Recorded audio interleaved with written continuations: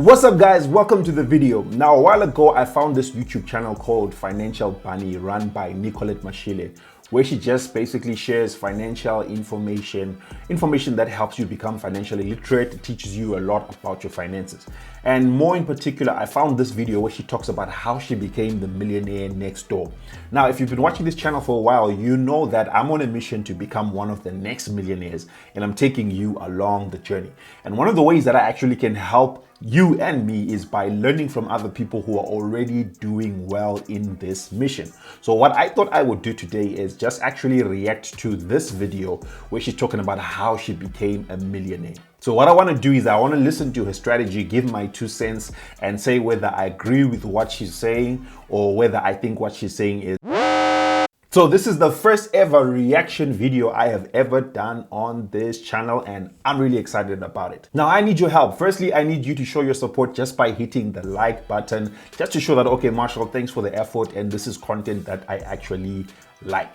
Or maybe you like the content so much and you want me to do more content like this. What you can also do is comment and let me know another video or another YouTuber that you want me to react to. Without wasting any more time, let's get into the video. Hey guys, so it's me, Nicolette Mashile, and today I want to tell you guys how I made my first R1,000,000. But remember that none of my videos constitute as financial advice. If you are looking for financial advice, please do consult somebody who is certified and registered with the FSCA. So anyway, how I made my first R1,000,000 will absolutely blow your mind because it is so simple how I actually made my first R1,000,000. By the way, I actually made my first R1,000,000 by an accident. It was not my goal. It was not what I wanted to do, but I ended up doing that, and purely because of a certain incident that happened in my life. So most of you will know that I failed my degree at Rhodes University, came to Johannesburg. After coming to Johannesburg, my father kind of washed his hands off me, and he was like, please, deuces, I'm not paying for you anymore because I'm tired. He wasn't really tired. He just wanted me to go back to Rhodes, and I was like, I'm not going back to Rhodes University. The first thing that she just mentioned there is that, like, she made her first millions, right? But I like the fact that she says that she failed her degree. Most people assume that the only way for you to be successful is if you go to school and you're educated. Yes, school is very important, but here's real proof that the degree is not everything. And the fact that people who've got lots of degrees and masters and PhDs are failing to get jobs, that's actual real proof that it's not always about your degree or your education. So stop using it as an excuse. To Rhodes, and I was like, I'm not going back to Rhodes University. Anyway, so I ended up on my sister's couch and started working really hard because I did not want to be seen as a college dropout or a university dropout in South Africa, and because I didn't want to be poor. So when we were growing up, the one thing my father always used to say to us is, if you don't go to school, you're going to end up being poor. And that was ingrained in my mind. I actually remember, that's what I was also told by my parents. I remember incidences. So we used to go to school in Nelspruit, and for you to get from where I stayed in Bushbuckridge to get to Nelspruit, you use the 536 whatever road it is, right? And it passes by the kompong, I don't know what they called in English, compounds, where they chop down trees. So the guys that used to chop down those gum trees, whatever, right? And so you could smell, there was a horrible smell that you could smell as you were driving. So my sister and I used to sleep when we were going to school in the morning, because my dad would supposed to take us to school on a Sunday, would end up taking us to school on a Monday morning, and that means we had to wake up at like 3 a.m. So usually we would pass out in the car while my dad is driving us to school, right? But every single time we passed that specific area, we would wake up because of the stench that smelled so bad, right? And there would be hawkers sitting outside trying to sell, and this is like 3:30 to 4 o'clock in the morning, right? And my father would always point out to them and say, you see those young kids that are doing this, those young kids that are having to go to kompong and work there, those young kids that are having to do certain things, if you do not go to school, you might end up like them. It's funny because I kind of was raised the same way. I also used to wake up super early in the morning, and my dad would drive us to school because we used to stay far away. And also I lived in a land where like there were lots of farms, right? So you'd wake up early in the morning and you'd see people going to work. And these people were some of the hardest workers that you'd ever see. A lot of them, like the men, had these muscles, these six packs and stuff that you see on Instagram. They had that stuff because they were incredibly hard workers. So also to talk about like the issue of hard work, people say that you need to work hard. It's not always about just doing hard work, but what you need to ask yourself is, what hard work are you actually doing? Because these guys on the farms were working so hard, but they were some of the lowest paid people. So don't just do hard work. What work are you actually doing that will get you closer to your goal of financial independence? One of the things that he said to me was, your friends are going to outclass you. One day they're going to say, let's go to Mozambique, and you will not have money to go to Mozambique because they will be in jobs. And it freaked me out, and that kind of stayed in my head. So I started working, and I worked so hard. Hey guys, sometimes like our friends put a whole lot of pressure on us. The people that we grew up with, the people that were in our neighborhood. When you're comparing your life to them, some of them maybe they've gone to another country, they're doing well, they're now married, they're now buying cars. Stay in your lane. Stop trying to compare yourself to everyone else, right? Do what you need to do to get to where you are going, because no one is going on the same journey as you. The funny thing about life is that you might look like you are behind today, but if you, let's say, maybe you give yourself a couple of months or even a year to work on one thing that will help you to grow in income. Well, you might be the person who is last today, but if you are consistent, you suddenly can become the person who seems to be first in life.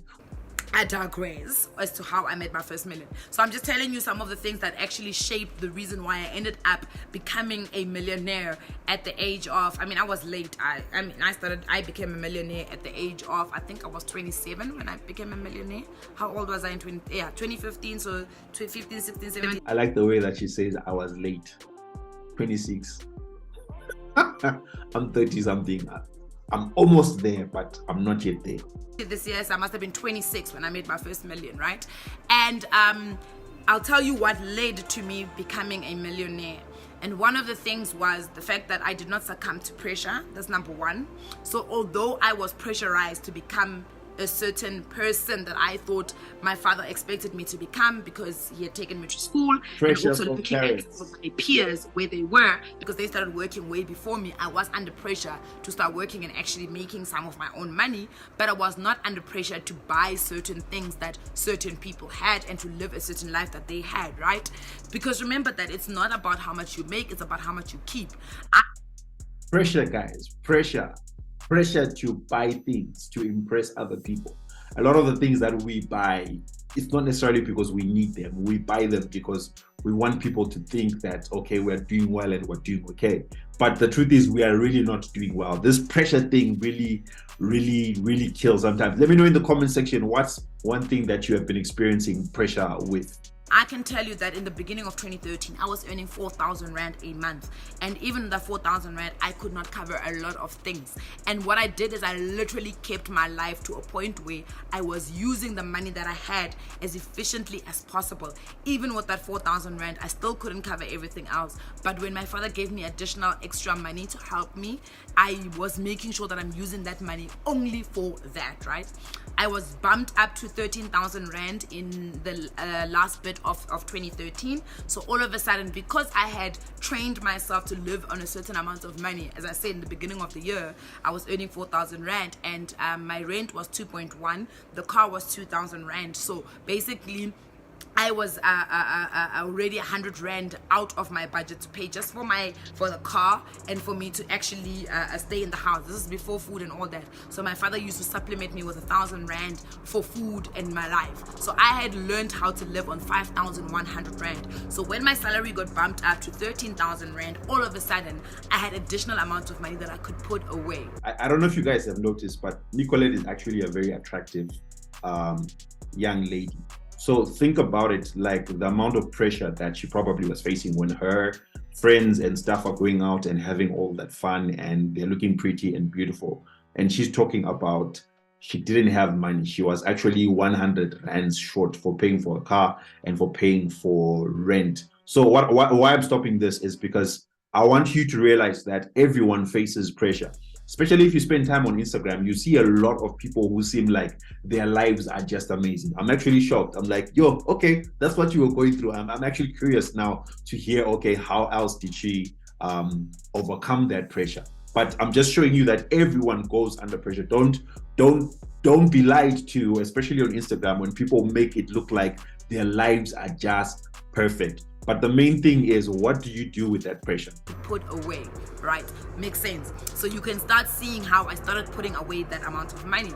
And I basically, that's what I did. I carried that through up until my life kind of started getting a bit better in terms of me getting a better salary. I remember that in the beginning of 2014, I started earning 26,000 rand. I got promoted and I got 26,000 rand, Yo, right? from But the 4,000. problem, that the thing that I did not do, which a lot of people do, is that when they get an additional amount of money or they get a change in salary, they also change their lifestyle. All of a sudden, their lifestyle becomes a little bit more expensive. I didn't do that because I kept the same car. I stayed where I was living. So even when I was earning 26,500, I stayed in the apartment that was costing me only 2.1. Exactly. You know, I don't know how many people I've seen. The moment you make an extra 1,000 rands, an extra $1,000, you go and buy Gucci t-shirts, you go and do this, you go and do that. You know, like one funny thing, like I used to stay in a house, whatever you call it, like a shared house where you're sharing with different people. And eventually you get to know the people that you live with. There was this one lady and she was always broke. The first time she got this good job, she was really getting paid very, very well. The first thing she bought was a Gucci bag. And guess how much it was? It was 34,000 rands. The first time you have money and you think of buying a Gucci bag, I mean, like, what does a Gucci bag that costs 34,000 rand do? That I don't know. I'm not a lady. I don't know how much bag costs. Let's say that bag costs 1,000 rand or 1,500. What does the Gucci bag do that one can't do? So it's just an issue of mindset, guys. What are you doing? Just because now you're having money doesn't mean now your expenses should just shoot up. 0.1. I actually only moved out of that apartment when I started earning 50,000 rand a month. So when I got promoted again at the end of 2014 going into 2015, that's when I actually started. But that's when I decided, you know what, I want to move out, right? And move into a better apartment. And let me tell you something else that I then did. Instead of moving into this new apartment by myself, I moved in with a friend. So basically what I was applying was the rule that says, one, you need to live beyond, within your means, right? But I was taking it further than just living within my means. I was living beneath my means. But at the same time, I was keeping the amount of money, the disposable amount of money that I was making, I was actually keeping. Because what a lot of people then do is that even when they live beneath their means, they will always find a vice that they then take their money into. So they might not drive an expensive car, they might not do certain things, live in an expensive house. What they will do is they will go and get hair done and do all these things. I mean, I only started doing those things literally in 2015, but again, I kept it as low as possible. So as I say, when my salary was jumping up, my lifestyle was not jumping. I actually also did one extra thing that I did, as I increased my income streams.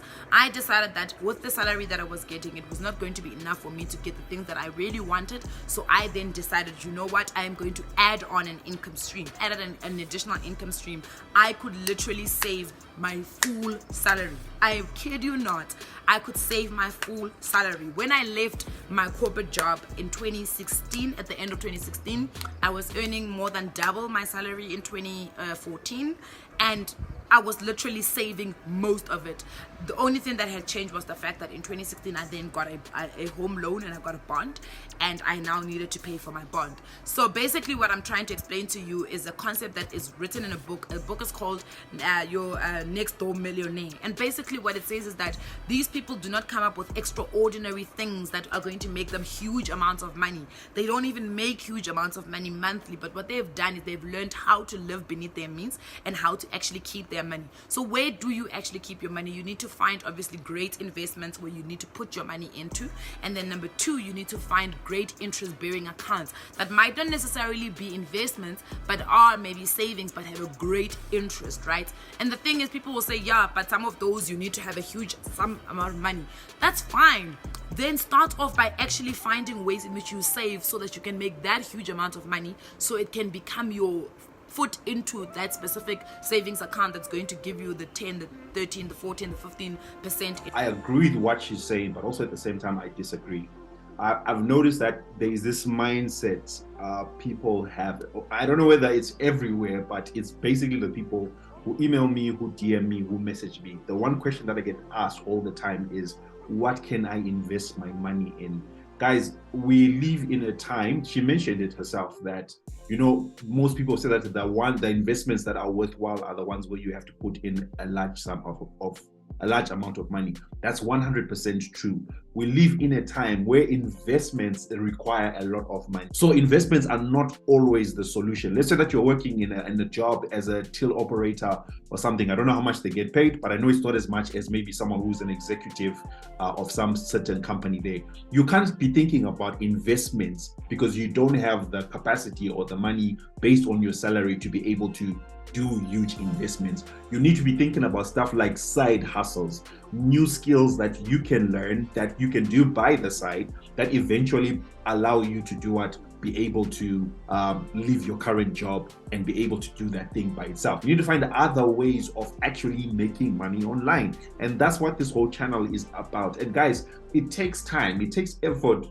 Let's stop looking for these people are like, okay, where can I invest my money? Because why? You just want to take your money once and throw it in there, and then money comes in, and then there's no responsibility. It's whoever took your investment that's making money. But guys, it's your life, it's your career, it's your responsibility. So it's going to take time, it's going to take effort. You need to develop new skills. I'm going to post a video here about some skills that you actually can learn that will help you earn high income. You need to take time to learn these skills and then apply them, and then you will make your money. Let's just stop always looking for investments. Look at some of the salaries that people are being paid. They do make a lot of money, and if they just applied some of the money rules, they will be able to, within 2, 3, 4, 5, 6, 7, 8, 9, 10 years, be able to become a millionaire. But the problem is that as our salary and our incomes increase, and as we add on additional income streams, our debt also increases. That is our problem. Okay, so that's the video from Nicolette, and in conclusion, I agree with 95% of everything that she was saying in the video, except for that last part about the investments, and I explained what I think. So let's not always look for investments, look for opportunities, look for skills that you can develop and learn. And then when you have grown your income, then that's when you start approaching and looking for these in places where you can put money and invest. But of course, yes, you should be educating yourself about investments now, but it should not be all you do right now. That's all that I'm saying. So let me know your thoughts in the comment section below, whether you want me to go ahead and create more content like this. Let me know your thoughts on what Nicolette said. Let me know on if, yes, I should create more content like this. What should I, or who should I react to next? Which video have you seen on YouTube that you want me to actually just do a reaction video like this? Please also just show your support just by hitting the like button. And hey, since this is a channel where we talk about creating income online or making money online, I've got a free workshop where I actually show people personally how I generate up to about 10K per month using affiliate marketing. So I just have a workshop where I just show people how I do it for myself. The reason why I'm showing you how I do it for myself is that so that hopefully you can learn the same thing and be able to do it for yourself. Make sure that you hit the subscribe button and the bell notification so that you'll be notified every single time I create content just like this. And you might be interested in checking out this other video here, which shows other ways that I personally earn income online. Otherwise, I'll see you next time. Take care. Peace.